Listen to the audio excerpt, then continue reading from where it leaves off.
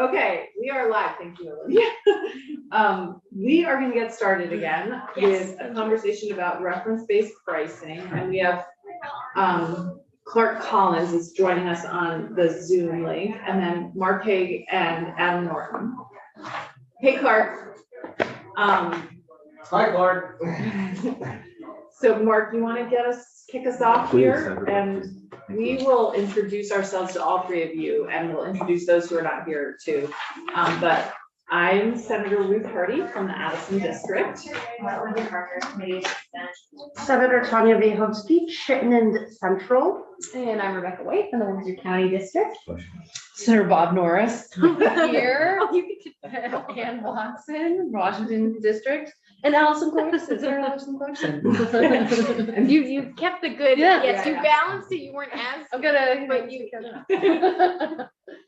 Senator Norris is in another committee, and Senator Clarkson is attending to her morning committee. But they'll both be back at some point. But why don't you get started? Thank you. Introduce what you're interested in. So good afternoon. Thank you for the warm introductions. I'm really delighted to be here in person. And for the record, my name is Mark Haig. I'm the Director of Benefit Programs at Vermont NEA, and I'm a former public school teacher of 10 years from way back in the day. And I am the longest serving trust administrator for the Vermont Education Health Initiative, VHI, which is a self-insured pool that provides health insurance benefits to 35,000 school employees, active and retired, and their dependents, every public school in Vermont, and a smattering of private school institutions are members of the trust. And I want to be clear, I'm not testifying today on behalf of VHI, the trust. I'm here solely in my capacity as a staff member of Vermont NEA and our 12,000 members. I am also really delighted to be here with my union colleague, Adam Norton, for the Vermont State Employees Association. And our two pools combined provide health insurance benefits for more than 60,000 public sector workers, school employees and state employees and their dependents, and again, active and retired. And the big broad reason for being here today is because the affordability crisis in healthcare is a crushing weight, and a major portion of that affordability crisis for our members, and in fact for most Vermonters, is the cost of hospital prices. And we are here today seeking your support for funding $40,000 to conduct what's called a reference-based pricing opportunity report with the assistance of a Medicare repricer vendor. And that is a mouthful, and I will unpack it for you. So what does that mean exactly? What do we hope to learn, and to what end? And so what a Medicare repricer does is it runs your claims, in this context, your hospital claims, through a very sophisticated technology with all kinds of algorithms that are above my pay grade, and reprices them benchmark to Medicare rates. Hence the phrase reference-based pricing, benchmark to Medicare. You reference your prices to Medicare's rates. And we're going to ask this vendor to do four things for us. First, and we're going to roll back to 2022. So that's the year of, we'll have a full year of claims from 2022. And we're going to ask the vendor, look at those claims and tell us, if we had paid Medicare's straight rates in 2022, what would it have cost our respective pools? And then tell us, based on what Blue Cross Blue Shield actually spent in 2020. I'm sorry. Ian, could you make cookies? No, you're fine. I just want, because they were going to get pushed up. Yes, Oh, my elbow. And we'd be like, yeah. Right. It's really all about. No, that's fine. Sorry. No, that's- Sorry to interrupt. Go ahead. No, I'm glad you said the cookies were on. save the cookies.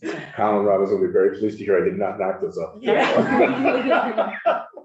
So the second request of the repricer is to say, take a look at our claims reimbursements from Blue Cross for 2022 and tell us, what does that represent as a percent of Medicare's rates? We pay above Medicare's rates. We want the vendor to tell us that service for $1,000 at hospital X, is that 150% of Medicare? Is it 200% of Medicare? 300, 400%? We don't know, but we want to figure it out. When I talked to a colleague recently in Colorado who's going through the same situation right now, they have hospitals there that are charging them 800% of Medicare rates. There's no justification for that. So that's the second charge of the Medicare repricer, is to tell us what those 22 claims express as a percent of Medicare rates, and then show us the variation in cost among those services and between hospitals. And then, this is the third ask, and this is pretty critical. We want you to reprice those 2022 claims to two figures: 200% of Medicare rates for inpatient care, in-network care, and 185% of Medicare rates for out-of-network care. And why those figures? The state of Oregon passed legislation that established those rates for 300,000 public sector workers, school employees, state employees, and others. And we'll talk more about Oregon and Montana in a few moments, but Adam and I thought it made sense to start with those two figures in particular because they're established in Oregon.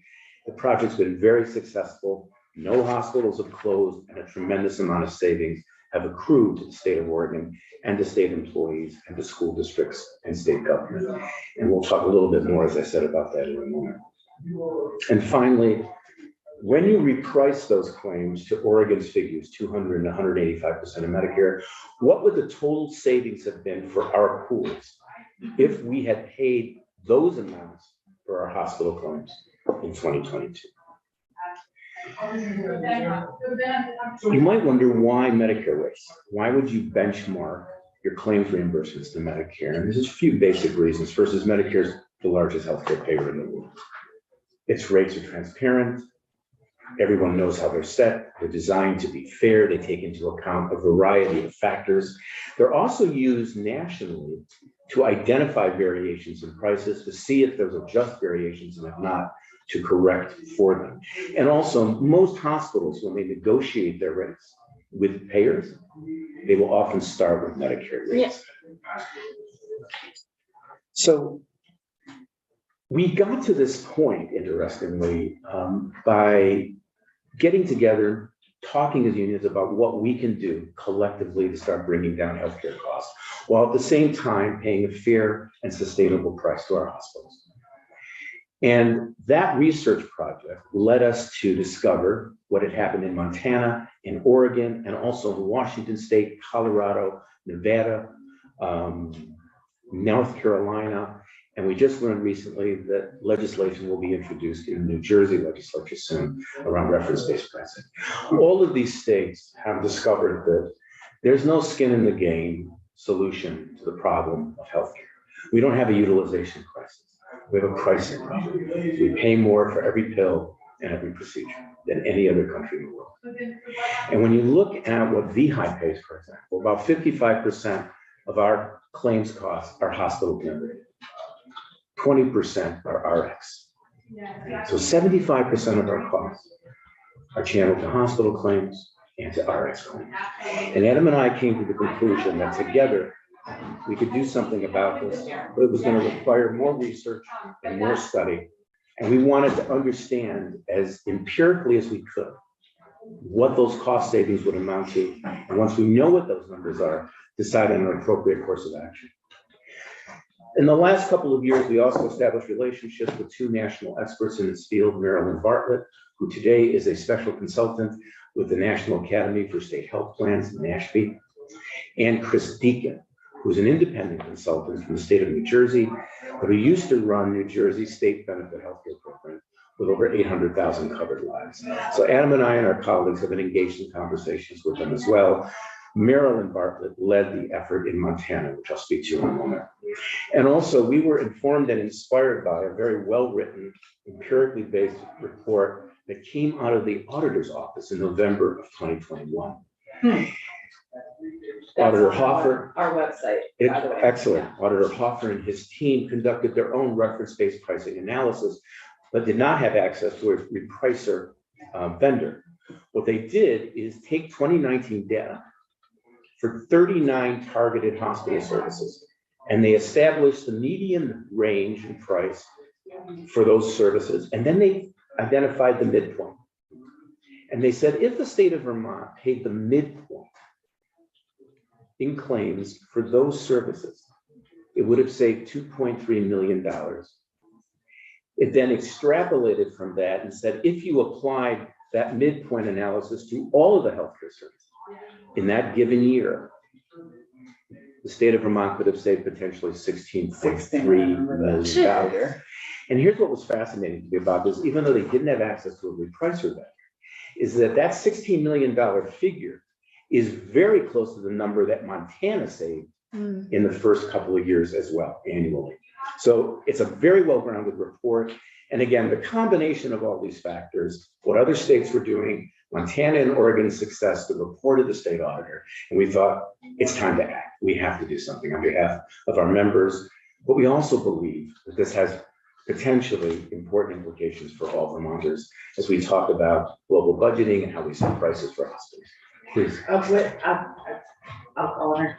Oh, I'm sorry, Chief, my apologies. Okay, Senator Buoski. Thank you. And maybe you don't know the answer to this question, but I know that when we were talking about the pensions, we often also talked about the municipal employees. Is there a unified municipal employee health plan? And if so, what is it being included in this study? All of our municipal employees in our school districts, what we call our educational support professionals, clerical, para-educators, bus drivers, custodians, maintenance, et cetera, they are part of the VHI healthcare plan until the point of retirement. So when they retire, unlike teachers and school administrators who are licensed, they do not have a healthcare benefit in retirement. VEMR's doesn't offer a healthcare plan either prior to Medicare or after Medicare. I believe that VEMR's may offer a very modest allotment of cash for a health savings account that you can apply to a plan you purchase on your own, but there is no defined healthcare benefit like for this educators. Okay, so while they're active, they'll be included. This is correct. Through VHI, but once they retire, they don't have a benefit. That is correct. Thank you. Are you also talking about the like town employees, or were you talking about the local? I was thinking of the VEMR's group. Okay, As a whole, correct, Yeah. they're all impacted that way. yeah. So all VEMR's don't have a healthcare benefit after, but there might, I wonder if they're included in what is Jane called, the OPEB or the additional. The OPEB, the other. Yeah, the post-employment other benefits. post-retirement healthcare benefit. I wonder if they're included in I that. don't know. I don't think so. Do you have something to add? Yeah, I'm looking Introduce- for the record, strategic analyst for BSCA. So most municipalities are small employers, therefore they have to offer exchange plans if they have less than 100 employees. Some of them are self-funded or would have self-funded plans, like perhaps Burlington if they're large enough. But generally, they offer plans from the exchange, so they don't have a statewide healthcare plan like state employees are high. As far as OPEB liabilities, I do bargaining comparison analysis for BSCA, and generally they don't offer OPEB benefits, so that they would not be included. And Mark, I think you sent a proposal. Did you want to go through that? Sure, I would love Yeah. to. Just briefly to speak to Montana and Oregon's experience. Montana achieved their reference-based pricing project success through contract negotiations with their hospitals. There were, I think, 15 or 16 hospitals, acute care hospitals, that they negotiated directly with. Oregon achieved it, as I said, through statute. What made Montana sort of path-breaking news is because reference-based pricing has been around for a while. A healthcare pool will say, we're willing to pay X for a knee replacement and no more. And they'll negotiate that in a contract with the hospital. If an employee gets the service at that hospital, that's all the cost of the claim will be. If the employee gets the service elsewhere and it's above the cost that the provider will pay, then the employees often balance bill. What made Montana so unique is that it applied reference-based pricing to all of its inpatient and outpatient services. That hadn't been done before. And they had 31,000 state employees in their pool, active and retired, and this reference-based pricing negotiations applied exclusively to state employees. Maryland Bartlett brought each of the hospitals to the table And she said, we're gonna negotiate a fairer price for both of us. And the hospital said, oh, but we can't exist on anything less than what you're already paying for us. And she said, that's really interesting because I read the cost reports that you filed with the Centers for Medicare and Medicaid Services. And those reports tell me what your payer mix is, who's insured, who's uninsured, who's on Medicare, who's Medicaid, and it told me what you thought the costs were to cover your expenses. She says, we're paying you this right now. Your cost reports say this is what you need to pay your bills. She says, no, I'm not going to pay you this, but somewhere between these two numbers, there's a sweet spot. And we're going to figure out what that is that's fair to both of us. And we're going to set that down in contract. And so when Montana negotiated for its inpatient care, a range of 220 to 225% of Medicare rates, and for outpatient, 230 to 250%. From 2017 to 2019, that pool reduced, didn't bend the cost curve, reduced its hospital claims by nearly $48 million. It restored the reserves for its state healthcare plan, which had been dropping dramatically. In fact, the reserves were so flush after a couple of years, the state of Montana started rating it to pay for other expenses. Since 2017, from 2017, 2022, there has been no increase in premium contributions for state employees and no increase in contributions by the state of Montana for healthcare. That's how successful this particular project has been. And in Oregon, as I said, the 200%, 185% was locked into statute. I talked to the deputy director of their public sector pool, with two big public sector pools, approximately 300,000 covered lives.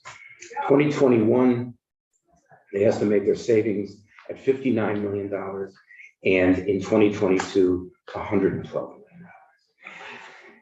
And I said, that's interesting. What percent of your claims did you impact? And he said, well, that's the best part of the story, because in year one, that $59 million savings, 13% of the claims were impacted in the hospitals because of the COVID shutdown. Oh. And in the second year, it was about a third of the hospital claims had been impacted, again, because of the severity of the COVID shutdown. So $171 million in savings based on a relatively small amount of hospital claims. As in with Montana, no hospitals were harmed financially. There's been no political storm over it. The hospitals are settling into it. Oregon statute is negotiated a little differently. Some hospitals are exempted from the reference-based pricing, but the large hospitals that cover most public sector lives, they are impacted.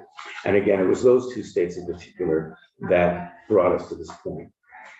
So in terms of the statutory language we've recommended, again, we'll ask the Medicare repricer to do those operations, as I explained earlier.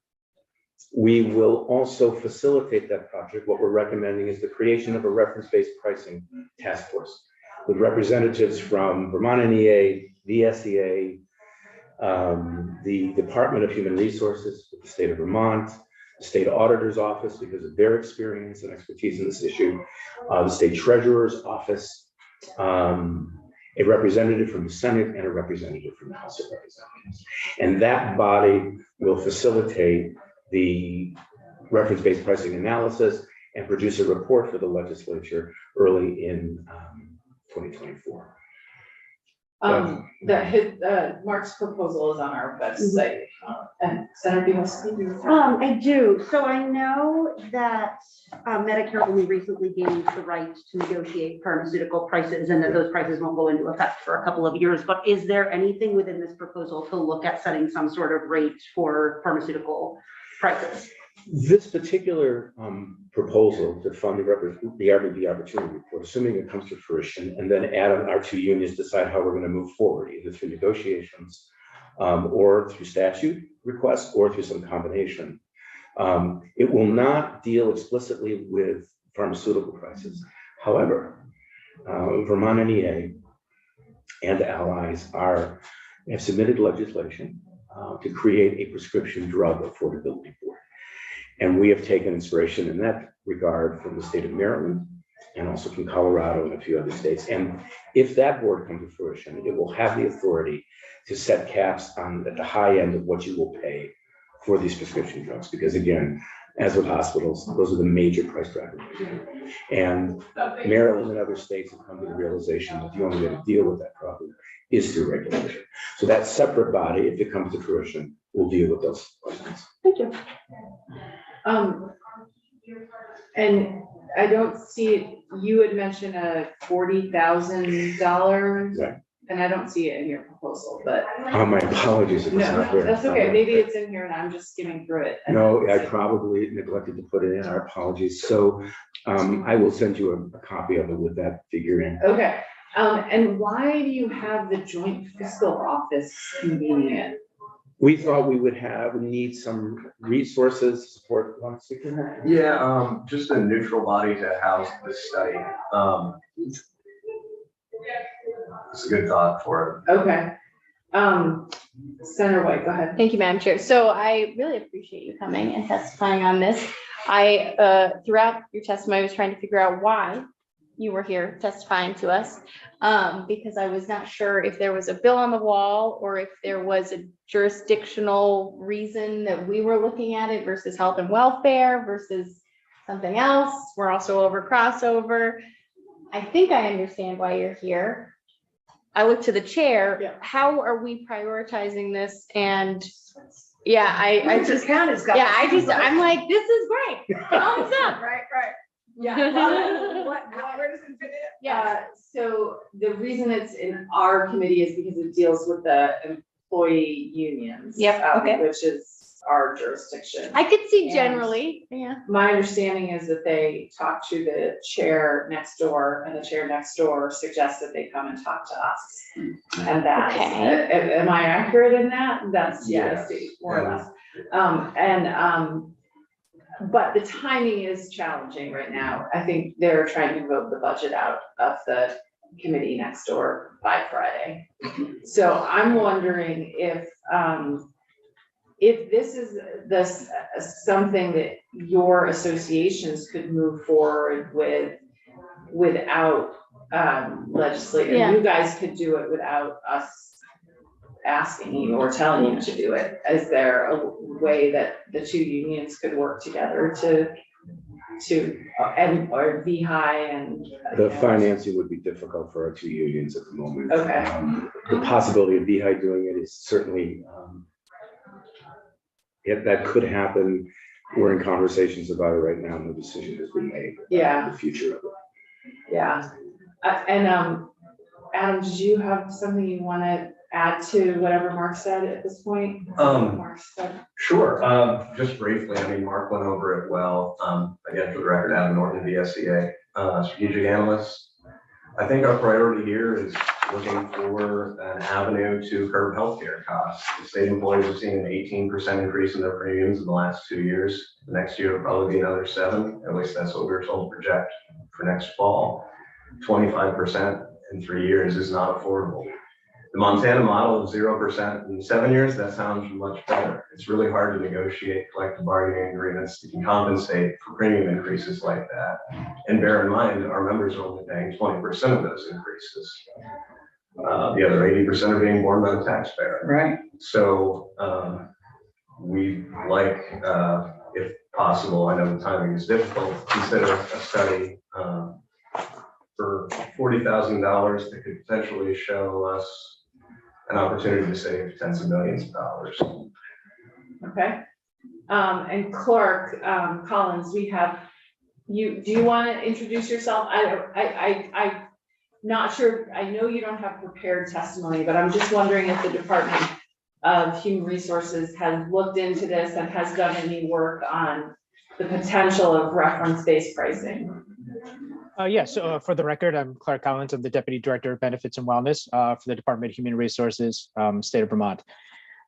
We have, because of the report that the Auditor's Office put out November that Mark referenced, we did include some reference-based pricing in our most recent RFP for a medical plan, meaning we were looking for proposals.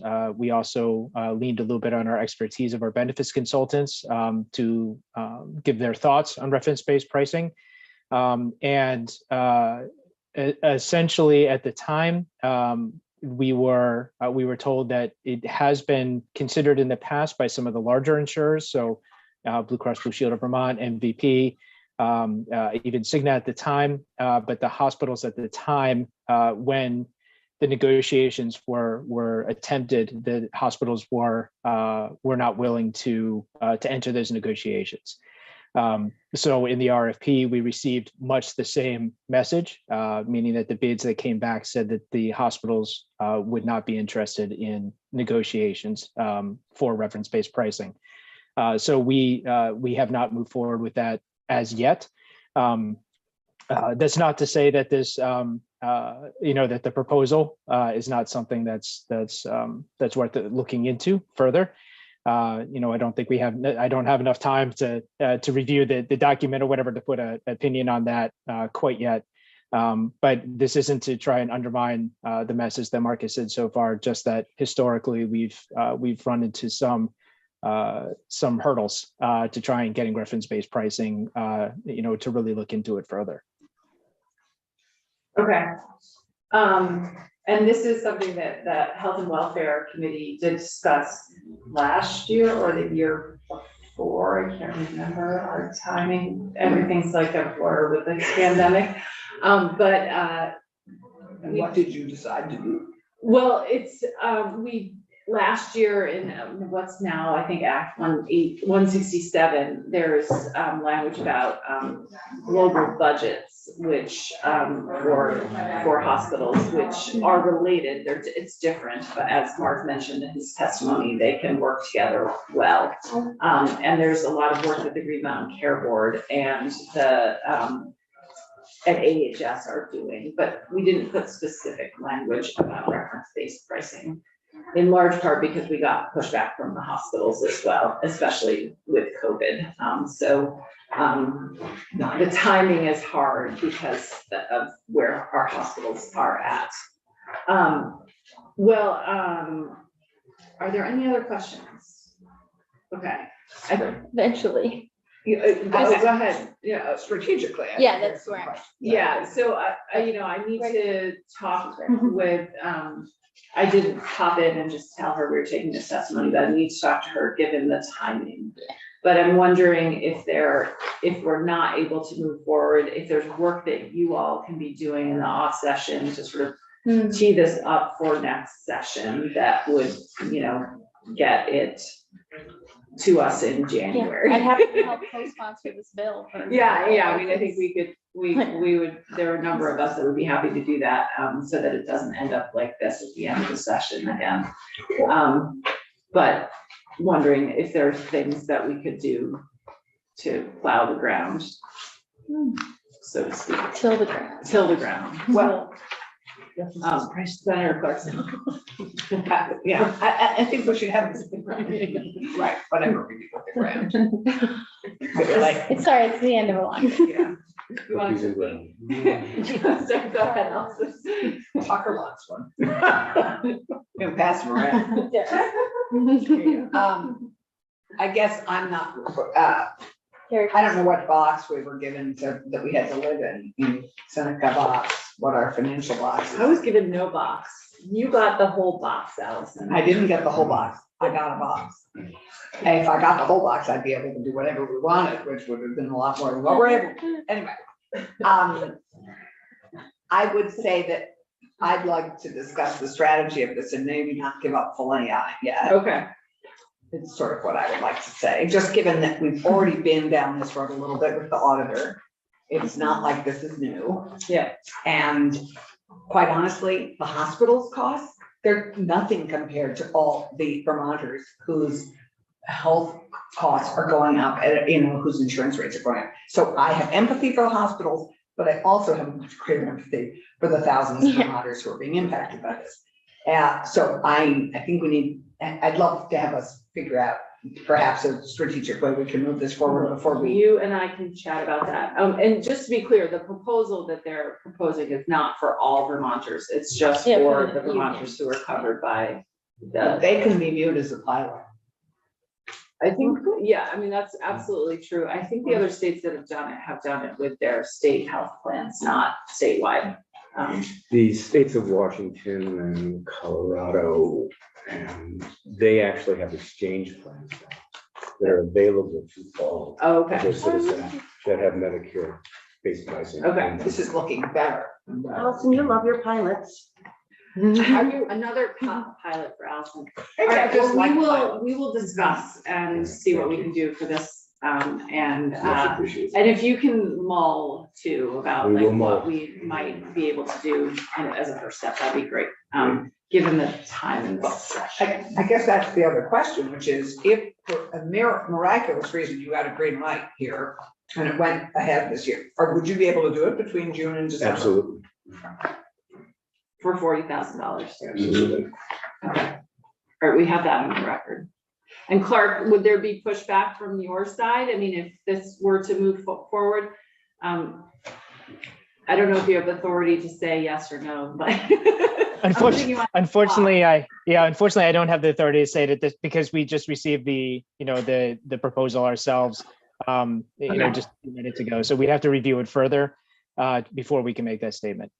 Okay, well, if you could mull too, and let me know what results from that, that would be helpful. Will do. Awesome, thank you.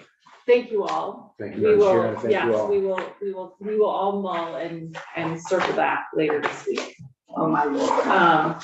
Look what he came back with. Bob is bringing candy. We have the cookies, Bob. We have them. All right. Have a good day. Thanks, Mark, did you Mark. get a cookie? Adam, did you Thanks, get a cookie? Mark. I'm fine, thanks. Well, you may be fine. but you were good. All right, where's those cookies? Because I almost knocked them on the floor. All right, Mark, accept the cookie. The $40,000 cookie. There you go. There you go. You just marked That's it. it. I know. Give us Senator. Thank you. Cookie? Thank you very Okay. much. Tucker. Did you get one? I did.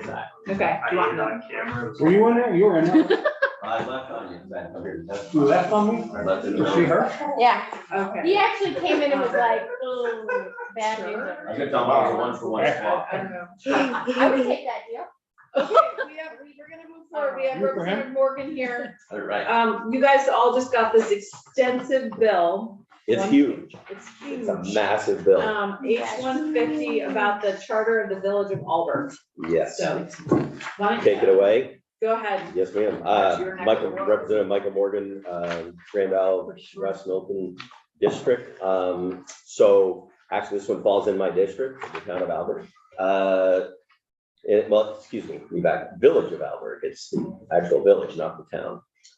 So very simplistic, try to change two components to it. Number one, they wanted to go from a system of electing their town clerk treasurer to appointing, to be able to appoint. And in addition to that, take away the residency requirement of that individual to be the town clerk treasurer because of, like we're seeing in many vocations today, the difficulty of finding people to fill jobs. So it's that simple. I wish I could offer you more, but there's nothing more than that. There was one amendment on it just before it went to the floor, in the very end of it. The words, I believe it was annually beginning. Tucker probably remembers better than I, and we simply put it beginning. So in other words, the way it read it would make you think that, oh gosh, every year we've got to reappoint or appoint a new. Instead, this just allows them to go similar to, like in my town of Milton, where we have a town manager. We appoint, they serve at the pleasure of the select board until we go. We think we know your town. You probably do, yeah. And I'm a selectman there too, so I'm his boss on that, so. I don't see that language you're just. I think that- it says beginning on May 1st, 2023. beginning on- Previously, I guess said annually beginning. Oh, I Yes, see, yeah, okay. yeah, I'm looking at Senator Norris's comment, yeah, right there, beginning it, yeah, it went from, And how it had many, annually be in front of the word beginning, that was. so this stricken. is the Village of Alberg. Yes. How many people are in the Village of Alberg? Do you know what the population is there? No, off the top of my head, I'd have to get it. It's I kind bet of Tucker. little. It's the whole town, We'll find I'll Google it. ballparkish is a couple thousand people, Okay, ballpark. So they have about 1,500-ish voters. and what, I'm assuming this was 497. 400. In the village, Mhm. in the village, yeah. Okay, and I'm assuming this was unanimous, or was there, committee? I think, I didn't That it sure was about that. not with you. unanimous. I think it was an 11-01 because somebody was missing on the day of the vote Okay, when we did it out Oh, of in your committee, committee. I think. 11-01. But there was no opposition. What And was, then on the floor was a voice It vote. was a unanimous Okay. voice vote. Did you hear from anybody from the town or from the The village? village, yes, I spoke with a lady by the name of Cheryl Dunn. She's the chair of the village board of trustees. Because I had, Cheryl Dunn? yes. Did she come to committee or you just? No, chatted I with her? just called her because that was when we caught the change that we did on it. I just wanted to make 100% sure their intent was not to go out and say, hey, we're gonna appoint Do it somebody, every year. but we're going to make it a contractual thing, serve at the pleasure of the village board of trustees. And Okay, when you run your course, we get ready and kaput and next person. yeah. So, Senator Bukowski? So first I want to correct, 497 was the 2010 population, the 2020 Oh. population is 571, so Ooh, they had some they exponential grew. growth. that is substantial. Yes, and this was voted on by the voters? Yes. Do you know what the vote was? Oh, Oh, excellent. There we go. So, village clerk, 19 yes, 2 no, village treasurer was 19 yes, 2 no. Massive turnout. Like, holy cow. Yeah, that turnout is, that is embarrassing. embarrassing. It was a special vote held in September. And what was the other one? 19 2.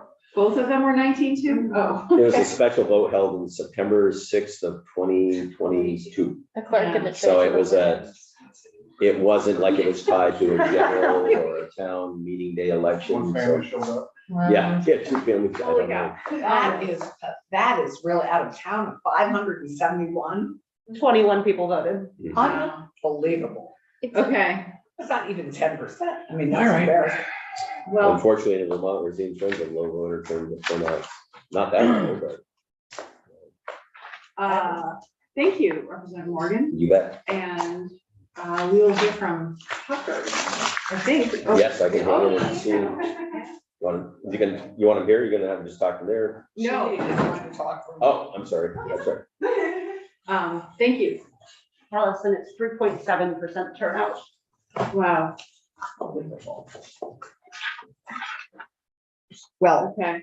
ours was defeated because it meant, I mean, we kept elected everything. Well, the Alberta- Because otherwise, This is they're just Alberta. the Okay, yeah, select thank you. board people. All right, go ahead, for the record, you wanna introduce yourself and then tell us about this charter change. So my name is Ashley Angel, law clerk for Office of Legislative Counsel. Thank you all for letting me speak to you today. So I'm here for the charter of Albert, H 150. So the purpose of this bill is to approve an amendment to the charter of the Village of Albert. And as you heard from Representative Morgan, it's to appoint a village clerk and village treasurer rather than elect both those positions. So as you can see, in section 1, it's the charter amendment approval. That's on page 1, line 5. This is the regular charter amendment approval provision that provides that the General Assembly has approved the voters' change to the charter, and the voters have also approved the change to the charter. And as we all discussed before, this took place on September 6th, 2022, after several special meetings on the subject. The next section is the amendment to Title 24 Appendix, Chapter 203, the Charter of Village of Albert. This is on page 1, line 9. In this section, it adds an elected officers section on, I believe it's page 1, line 14. It also removes a village clerk and a village treasurer from the listed, the list of elected officers. Section 301B includes a term section name, and that's on page 1, line 19. And then at section 301C, it adds the appointed officers section to the Village of Auburn Charter.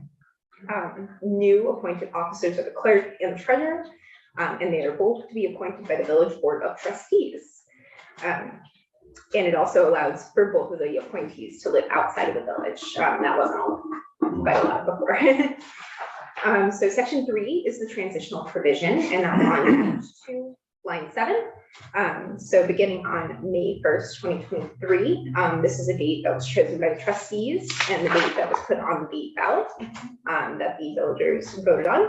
The village board of trustees is to appoint a new clerk and treasurer. The current elected clerk and the treasurer terms are to expire on May 1st or on the date when the trustees appoint a new successor. And then lastly, section 4 is the effective date, and this bill takes effect on passage. Thank you. What happens if this whole thing is not approved by May 1st, 2023? It'll just take effect on passage. Okay. And they know that the person that's interim will continue to have. So they're not necessarily planning a vote on May 1st, but it's, okay, so it's just, It's a date they. it's a hold day, by. yeah, okay, and it's, okay, Yes. thank you. Senator North. Yes, not that it matters, I'm just curious. I see they waived the residency for Alberg Village. Should that be a resident of Rom? As far, yeah, then I don't think they have anything in their provisions. Maybe like in some of the charges we've seen where they are non-resident, you mean? They could be a New Yorker. Could be a New that's not- Yorker. They Could could they be- could they hire a New Yorker? Come on. Oh, for the hiring, I'm sorry, I thought you were going, my apologies. So Okay, let's fine. keep our questions to the witness at the table. Okay, thank you. Senator Bukowski. Thank you. Do you know how many towns currently appoint to these positions versus electing these positions? I don't know the exact number right now, but I can find out for you if you'd like. It changed radically after 10. Yeah, I know a bunch of towns have been sort of shifting in this direction. And then my next question is the exact same question, just around the residency requirement and how many towns allow for out of residence and potentially out of state appointed officials. I'm not sure about that either. Senator Clarkson. Ashley probably won't know the answer to this, but Michael might, which is, there are very few village and towns left. I mean, where there's a town and a village inside, I live in one of them in Woodstock. I'm just curious, have they voted to merge or have they voted to merge and it hasn't worked out? And is there a vote to merge in the future that you see? I would say that's a possibility, only because essentially their village, they're essentially a water and sewer district for the community. That's their two biggies, the two big functions. So the town would have to take on the cost burden. So it's a distinct possibility, but it may not be, it just depends. I That's can not see it being going part either of way. the town of Auburn. Wait, the village of Alberg is just a water and sewage district? Primarily, that's the two of the big functions they do according to what I was talking with. But they still have a village, board? It's two of their major, I don't want to say that's exclusive what they do without delving a little further Do to you have exactly what they do, but. That's ultimately Tucker Anderson Legislative Council. A lot of villages ended up just being water, sewer, and infrastructure services. Yeah. And that's how you ended up with the Edward Farrar Utility District, which was formerly the Village of Waterbury. So you've seen a lot of mergers taking place where villages are dissolving, transitioning water and sewer services to the towns, or in the case of the Lyndonville merger, which is currently being considered in the House, actually transitioning a municipal electric plant to the towns. Or the village will get rid of village government and become a chartered utility like the Edward Farrar Utility District to avoid having the kind of trappings of statutory village government and become exclusively a utility. But I thought that, so my village is also just a water, and it's not even sewer, it's just water and infrastructure. And they have a village prudential committee, not a, and I don't even think they have a clerk and a treasurer, so. Are they a village or are they a fire district or are they some Yeah. other? Yeah, everybody calls it the village of East Middlebury, but I think legally it's probably a fire district. Because there are actually very few of us left that have a town and a village with total similar government. I mean, where it is really, it was way before their water and sewer districts. So It's also important to note that what we're talking about are incorporated villages, and you also have villages that never formally incorporated and got any governmental power Bennington, I think, has 5 villages. 3 of them are incorporated as an example. There are hamlets in other states. I do think that the trend that Senator Dehosky was asking about clerks, in particular clerks being appointed by the board that is the elected board, and then the clerk oversees the elections. And having that person appointed by the people who are being elected is, it's troubling, it's problematic. We're allowing. Yeah, yes, we are. So I just wonder, you know, I, don't wanna like make this stand for the tiny little village of Allberg, but like, I do think as a committee, we need to think about like, when do we say, okay, this is enough? And only 3.7% of the voters voted on this, and that's also really, that's like, it's hardly the will of the people of the town of- or the village of Allberg.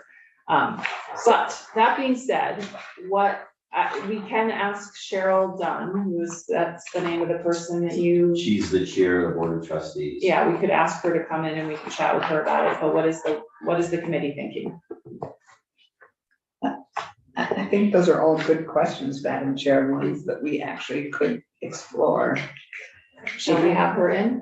Okay, Would you like? Could you me to get her- contact Or do you want me to just give you her contact? if you could info? give it to Olivia can contact her and we can just have her in just to chat with her and ask her these same questions, so Okay. that'd be great. Is Zoom an option for it if I just? give her a heads up? Absolutely, Okay. it's always an Allberg is a option, so, long way. It's all right. yeah, It's okay, another great. hour north of me. Thank you, Ashley, thank you, Representative Morgan. You're welcome. And we are We'll gonna see you move on back to again. our. We got more. Yes, well, we got 3 more on today, so, the next one, Just to follow up on your question, I think that's a question that we should discuss with the Secretary of State. yeah, Because the clerks, I mean, the listers is one thing. But the clerks oversee the elections and the elections elect the select board. And if the select board are gonna be the bosses, this is not great. It's not a great optic, it's not a great practice. And yes, I'm very curious if Ashley could investigate and get back to us, how many clerkships in the last couple of years have transitioned from being elected to being appointed. Oh, Tucker has an answer. Tucker, you wanna come up and join us?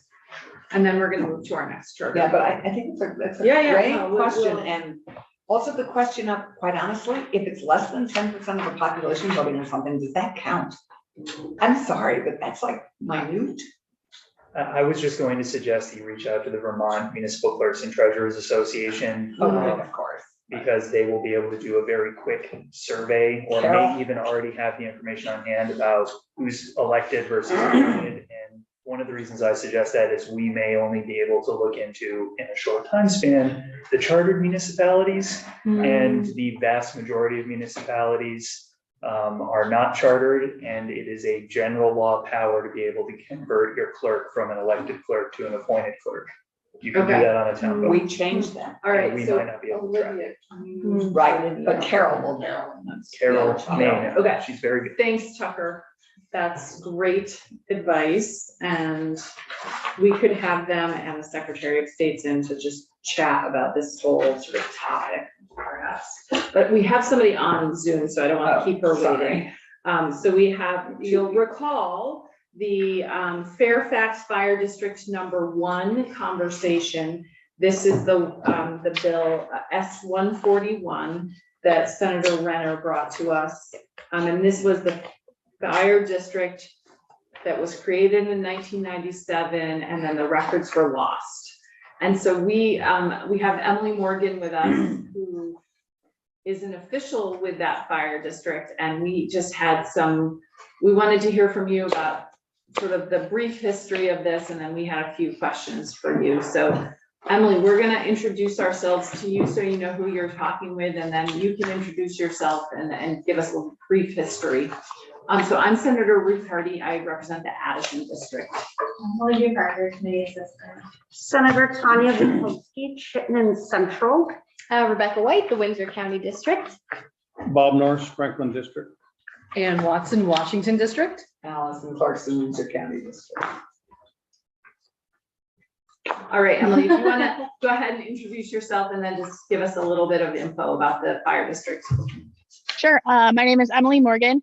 I'm the clerk of our fire district as of our annual election this year.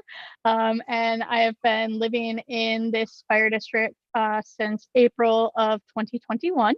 I'm also our Prudential Committee Chair. So the fire Yay, district good for you was. for stepping up. Thank you. We are struggling for help, and I'm a big believer. If you find a problem, you should probably solve it. So here we are. Our fire district was formed in 1997. It was actually in the 80s that the Windtop Waterworks was established. The state geologist actually came out and gave us an incredible presentation at our annual meeting about the geology of our area and then the history of our well. A well on our site was actually dug in 1967 for the first time. And I'm happy to provide those documents if you want. Ben really dorked out and gave us all the information about the geology in our area. So the fire district was formed by buying for $1 the land from the Windtop Waterworks, which was formed because some of the wells in the area weren't producing for households. So the neighborhood really populated in the late 80s with homes being built from, I want to say 1978 forward, and there were a couple homes in the area. So in the 90s, they formed this fire district with the hope that they'd actually be able to do state and federal funding to upgrade the infrastructure that had been in existence since the original well was built. At that point, the district served about 36, 37 homes. We are down to 26 homes on the fire district today. The folks that formed our district, very, very well-meaning, and several still live in the district. We're also the operators and learning as they went. And nobody can tell me if they ever actually followed the petition process and actually followed the steps to form the fire district. So I spent several hours in the company of the town clerk of the town of Fairfax and went through all of the select board meetings from the mid 90s into the early 2000s. And I forwarded the 4 documents that I found that were 1 or 2 lines about the fire district. So just trying to do our due diligence, make sure that as we're applying for state and federal funding, nothing will get held up in the fact that we don't exist or anything like that. Excellent. Well, can you answer the question? Are you an elected clerk or are you an appointed clerk? I'm an elected clerk. You are an elected clerk, and you live in the district where you're elected, yes? Correct. And I am on the water. However, we do have a board member, our treasurer, who does not utilize the water of the fire district and is just helping us out with the goodness of her heart. Wow. I don't know if you've heard our conversation just now about elected clerks, so you are our first clerk to ask. Well, this is really helpful. Are there questions for Emily? I think one of the questions that came up last time was a lot of, we more often eliminate fire districts than create fire districts. So could you just give us a little bit, why do you want to continue to be a fire district? So that's actually a great question, because there has been talk of dividing our fire district out. However, the state geologist who gave us this incredible lesson on the geology of our region explained to us that the way to find water in this area of the state would be to happen to live on top of one of the fissures that actually has water within it. Ben gave me an incredible amount of information. I'm doing no justice to it. But if you don't happen to, if your half-acre lot, which I'm on a 0.55 acre lot, isn't directly over one of those fissures, you may not actually have water in your house. Right next door, they actually have great yield. 8 houses down from me, she gets less than 2 gallons per minute. So when it is dry, she has to get and this is a woman who's in her mid-60s, she has to utilize either trucked in water or she has to buy bottled water and shower at her daughter's house in the summer if we have a dry spell. So Can you add her to the water district? that is an option. I've talked to Rebecca about it a couple of times, just mentioned it. She's a proud Vermonter. So the option is there. We also have several members of our community that are retirees, fixed incomes. So asking them to spend $10,000 to $15,000 to drill a well that may or may not produce water is definitely a hardship that we could not ask. Whereas right now we're asking them to pay $1,200 a year to buy into the water system. And under the leadership of our current board, we are reducing costs as we go. Nice. Okay, great. Senator Clarkson. I'm just curious, Emily, if you put a price on on hooking up additional people who live, I mean, like this woman whose well runs dry. How expensive would it be for her to hook up to your water system? Sadly, you don't have sewer. You just have water, right? You're not watering sewer. Correct. We're just water. I honestly don't know, but I know the infrastructure does exist. There is piping in front of her house because one of the neighbors farther down is attached. So it would probably just cost the cost of doing the curb stop from the line to her house. Might be worth it. Yeah. Yeah. And we are looking at doing some larger infrastructure spending in the next couple of years through the state revolving fund, as well as some federal grant programs to be able to offer that opportunity to folks if they would like to pay into that bond to add a new curb stop. Yeah, Good well, first idea. we need to make you legal. Senator Vyhovsky. My question is actually for Tucker. Okay. Because it sounds like, based on the records, and I haven't reviewed the 4 documents on the website yet, that there may have not actually been a vote to form this in the first place. And so I'm wondering if there is a precedent for the legislature just forming one of these without a local vote. Do you want to come up and answer that question? No, you really had to go right to it, didn't you? I am not certain whether there's any precedent for forming a fire district without a vote. I doubt that there would be, because the general law allows anyone to form a fire district based on a vote and petition of, I think it's 20 or more individuals, which is likely what happened in the mid-90s, but maybe without strictly following the procedures or without certifying results from the town clerk.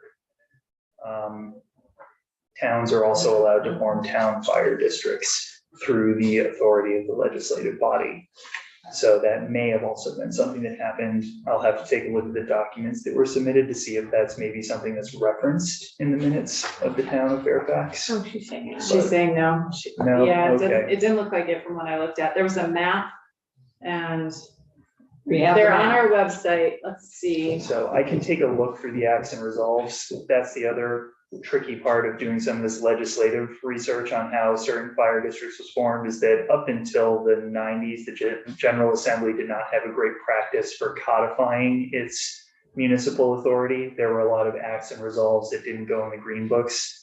So you have to go back and look at what was actually passed in those dates in the white books. You're kidding, not all the acts and results are in green. Well, all of them. But they voted now, so it right, I mean, it's. In the past, it was considered session law, even though it's something that is permanent and enduring. So you could form a municipality in an act and not put it in the green books. And the only way people would be able to find it is to go back through the white book from that year. Well, there are minutes to a meeting where votes were held, but it doesn't look like it was the vote to create the water district. It was just votes about the water district. And then there are newsletters. Oh, somebody was clever. Yeah, this is really. I mean, I'm not terribly concerned that by doing this simply by the state creating it, that people are going to willy-nilly begin creating fire districts, but I do, it is really unprecedented for people not to vote, or maybe to have voted, or maybe not to have voted, and for us to just say, now you exist. Well, they're asking us now to do it, so I figured that there's so few people on this that if they're asking us now to do it, I'm ready to do it. There is the members of the Presidential Committee of the Fairfax Water District, number 1. That's what's in the newsletter, but, They did follow at least one part of the fire district statute, which says that when you form your fire district, it has to be appended by the number in order that the fire district was created. So the fact that they used number 1 in their title means they at least knew that the statute existed. yeah. So what, Senator Watson. Well, so just to clarify, this was not voted on by the people of, like, recently. May have like- been in 1990. No, but yeah, maybe in 1995, but not like, It was that, I said they you wanted. didn't take a vote recently. you didn't take Emily, a vote did you? recently on this. I did not, but at the annual meeting, I did receive verbal confirmation that folks did want me to pursue this, and we did have a quorum at the annual meeting. I'm happy to have another meeting and get an official vote or redo the petition. I've read extensively the how to form a fire district 40-page document that the state has provided. And I am happy to redo that petition and get the 20 signatures of folks that want to form a fire district, meaning that of the 26 households that currently are using their water. I'm happy to do those steps if that would be helping. Person. Okay, what is the pleasure of the committee? I am ready to right move now? it. I'm ready to move it. I was about 15 minutes ago. Yeah. Would you like to move it, sir? Were we doing a vote on this one? Yeah, we can vote on it. Nobody's If people- reporting. It's up to you guys. If you want Tucker to look at the documents, if you want to have Emily do the revote, it's what is the pleasure of the committee? I say we have had, sorry, Madam Chair. I say we have had adequate, clear, enthusiastic desire shown to have a fire district. Or sorry, to have this happen for Fairfax. And I think that it would be unnecessary administrative work at this point for our friend Emily here. Do you want a cookie? Or Emily. And I think that and I really appreciated the reflection on the person who does not have consistent access to water. It was really helpful for me to hear that, because we often talk about these as kind of hypothetical, philosophical, incorporated things. And that was a very important example. So are you gonna make a motion? I'm happy to move a motion that we adopt, or we move an act relating to the approval of the charter of the Fairfax Fire District number 1. That's one for you. Okay, the motion has been made. Is there any discussion? Senator Watson? Thank you. I just want to recognize, for the sake of precedent that it sets, that I think we have some substantial evidence that this exists and has at least been functional for many years, and it's not just us creating it on no basis. Yes. Close to 40. I would definitely look at the newsletter, based on the newsletter in there and the minutes of the one meeting they could find. It sounds like it was a real thing and not just a figment of late 90s imagination. Okay, Senator Bielski, further? Yeah, I mean, with this particular fire district, don't have a huge amount of concern and don't want to stand in the way, but I do always consider precedent and the impact it could have on bigger, larger things. But it sounds like you had a quorum of the voting body present to vote to move forward. And my understanding from Tucker's testimony is that is an acceptable way to form one of these. And so I am also happy to support the very late formation of the Fairfax Fire District. Excellent. Okay. We have a motion. Our further discussion. All right, the clerk can call the roll. Senator Dubahovsky, Yes. Senator Dwight, Yes. Senator Norris, yes. Senator Watson, Yes. Senator Clarkson, Yes. Chair Hardy, Yes. Senator Reporter of the bill.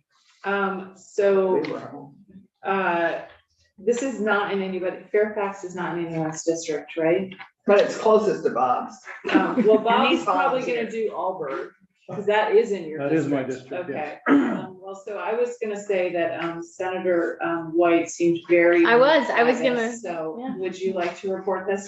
For Emily, I will. Okay. There you go. So we have to move a little bit more quickly, because I have to go to a chair's We have a meeting, chair's so, meeting in 2 minutes. Yeah, but we have, Is Paul White on Zoom? Can you see if he with Thank you, Paul, Emily. thank you, Bye. Emily. Good luck to you. Thank you all so much. Thanks for all of your work for your town. That's really commendable. Paul. I know you're hanging out on Zoom with us. I'm sorry are you able to join us briefly tomorrow? Do you have a ballpark of time? The only reason I hesitate is for my day job. I actually have to meet with House Transportation tomorrow morning. Okay, then hold that thought. Hold on. Representative Higley. Are you sure? Because I know we held you late today. Okay, all right. I really appreciate it. Olivia will be in touch with you and we can come back tomorrow. Okay. Is this the Mary charter? We don't do the morning, we're an afternoon committee, but we can, Olivia will find a time that works for you. Okay, thank you, and I apologize. Okay, Paul, we'll do Paul's, and then we'll come back to Mark, Representative Higley. Okay, Paul, hi, thank you for joining us. We'll talk about Barry today. And we have the charter. We've already talked about this charter and we had a couple of questions. And that's why we asked our friend Paul to come chat with us again. It is 4:18. It is 4:18, but it's actually 4:30. So. Well, it's nice to see you to talk about something other than dispatching. I know, although we do appreciate the conversation about dispatch. So thanks for joining us today, Paul. And we had some questions and I can't find a copy of my bill, but Senator Watson, do you remember what our questions were for Paul? Well, so I had a question, Yeah. just to note, so the voters approved the proposal of the amendment on May 10th, 2022. And just wanted to check in, was that a special election or is that when Barry has its town meeting day? Just for the record, I'm Paul White, Chair of the Barry Town Select Board. And yes, we hold our town meeting on the second Tuesday in May. We vote our school business on the traditional town meeting day in March, but all of our municipal elections are held on the second Tuesday in May. Why? I've heard various conflicting reasons as to why it has been done that way, but it's been done that way longer than I've lived in Barry. There you go. Fair enough. There you go with that.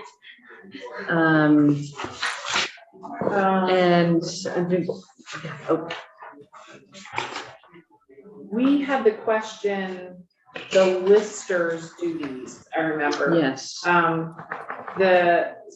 This changes goes down from 3 listers to 1 assessor. And wondering, would that change the sort of workload question? Did the town feel like that was a doable workload change? Well, what they felt I will have to preface this by saying, we have not elected listers in many decades. The town of Barry they stopped electing listers and instead opted to contract with an assessor. Again, before I've lived in Barry Town since 1996, and we have not had listers since prior to that. So as far as the workload goes, we do contract with 1 single assessor who, if that contracted employee feels they need extra help, they can hire employees. But we haven't actually elected a board of listers in a long time. The town, for whatever reason, the town never took the final step of actually removing reference to the listers from the charter. But this change that's being proposed is actual practice that's been in effect for decades. I see. So it's codifying current practice essentially. Correct. There was Was there another question that you can remember, since I don't have my notes? Something about the constable. Yeah, I said something about law enforcement certification. Yes, I have the question, why, LEO certification? Oh, but that was a more broad, constable, it still does change it for 1 year. We did get this answer from the Vermont Criminal Justice Council. There's only 7 constables that have law enforcement duties that are certified In Vermont. So is your constable one of those 7 that is a certified law enforcement officer or not? Well, currently, yes. Berrytown has a full-time police department and has since, I don't know, roughly the 1970s, I think. And so even having a constable is somewhat redundant since we have a full-time police department. Up until now, we've been fortunate that we have always had either a retired police officer or a member of our police department that would serve as constable as an extra duty. So it's never really been an issue until now. Our current constable, he has retired. I guess he may not actually be one of the ones on the list because I believe he has allowed his certification to expire. He is not intending to do law enforcement duties anymore. And we don't have anybody in town who is currently a certified law enforcement officer that wishes to be constable. So what we have proposed here in this charter change is to change the constable from an elected position to an appointed position, which would allow the select board to regulate the duties of the constable based upon whether or not the person in that role is a certified law enforcement officer. Okay. Did you have a follow-up? I don't know if it's a question because the way I read, and I appreciate that. And I think that, we should be making sure that people doing law enforcement work are certified law enforcement professionals.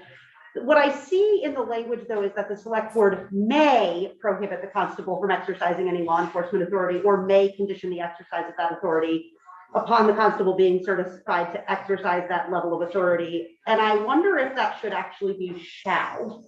Because the way this reads, it says, well, they could prohibit from doing that, but they don't have to. Mm-hmm. Right, so that they would only do law enforcement authority if they were certified officers. Is that what you mean? So the way I'm reading it is that the select board can prohibit that, but don't have to. And I really feel like people who are doing law enforcement work should be certified law enforcement. What do the constables do if they're not doing law enforcement? Bob, do you know? I do. Thanks for asking. Yeah. You seem like you might know. Constables, if elected, can serve civil process, so on and so forth. When it gets to the may shall section, and Paul can correct me if I'm wrong, is if they're elected, then that same body can elect to remove their law enforcement authority as far as powers of arrest are concerned. If they're appointed, that's where the may comes in. They may, now the board can say, well, we don't want you to do law enforcement powers. They have that authority if they're appointed versus elected. Okay. Right. And as far as Senator Vohowski's concerns about, if they're not certified, shall we prohibit them from doing it? I would have to do a quick research, but I believe there's language in Title 20 that would prevent them from doing law enforcement work if they are no longer certified. I mean, there was a time, 10, 20 years ago, if you were an elected constable, there was no requirement. If you were elected by the people in your town, you had as much authority as the sheriff or the state police or anybody, but the legislature over the years has curtailed that authority through under Title 20. And I believe if a constable is not certified by the Criminal Justice Council, I don't believe that they can exercise any law enforcement authority anymore, other than, animal control officer, perhaps directing traffic, things like that. I think I think you're right, Paul, because this came up in the context of one of our other bills, and that's when we found out there were only 7 of them that are certified law enforcement. So only those 7 constables are doing law enforcement. The other, whatever number of them, are serving civil process, doing traffic control, doing those kinds of things. Is that your understanding, Paul? Yes, and I can tell you, over the last 20 or so years, our constables have, they serve civil process. They serve the occasional health order on behalf of the local board of health. They direct traffic on town meeting day because our polling place is also our school. But they are, I don't remember since I've lived here that the constable ever being called upon to actually really do any law enforcement duties because we do have a full-time police department. Okay, I'm gonna have to go next door to the chairs meeting. If you wanna finish up with questions with Paul, and we can vote this out tomorrow, or finish the conversation tomorrow. I'm sorry I have to run, Paul, but thank you so much for your time today. If there are further questions, Senator Vygotsky can take care of it. Certainly, thank you. I did have one more question. That was just the vote count on this charter. Sure. So this was on May 10th of last year. We have a total of 6,213 registered voters. We had a 13.6% turnout. And the vote counts on these two questions, let's see, on the constable question, the vote count was 659 to 157. And on the Lister question, it was 667 to 153. Awesome, thank you. Does anybody else have questions for Mr. White? Nope. Okay, thank you so much for helping us understand this and answering my questions. And I did go look up Title 20, you're absolutely right. Thank you. You know everything all the time. So thank you for being here and I hope you have a wonderful evening. You as well. Have a good day. Thank you. All right, I think we